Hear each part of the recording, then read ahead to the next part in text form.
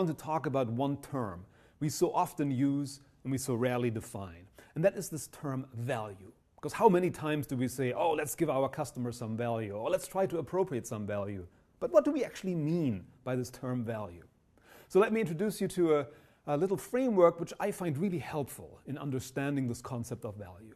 What this framework suggests is that the amount of value that is being created by a product or in a particular transaction can be usefully thought of as this difference between, on the one hand, the supplier costs, or all the costs that go into manufacturing and distributing this product, and on the other hand, the willingness to pay, or the happiness that a customer gets out of this product expressed in monetary terms. So what does this really mean? Well, so imagine here I have a bottle of water, and I wanted to find out how much value does this bottle of water create in a particular transaction.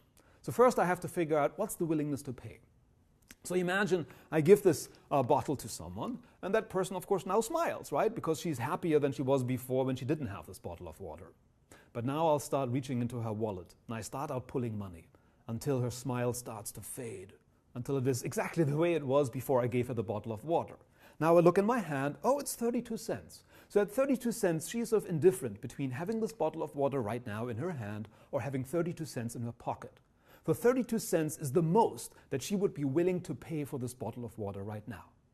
Now the question is, how much did it cost me to manufacture, distribute, brand this bottle of water? Let's say 20 cents. So it took me 20 cents to create 32 cents of happiness. So I created 12 cents of value.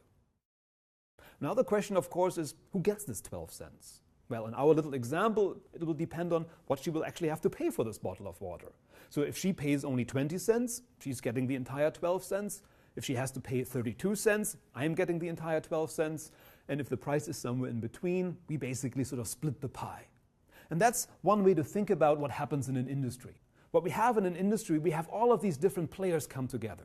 We have suppliers, we have firms, we have distributors, we have customers, and all of these players together in the industry create value. And then after that, each of these players tries to get as big a slice of the pie. And that is really what industry analysis is all about, trying to understand how strong are these different players in the industry in their ability to extract value.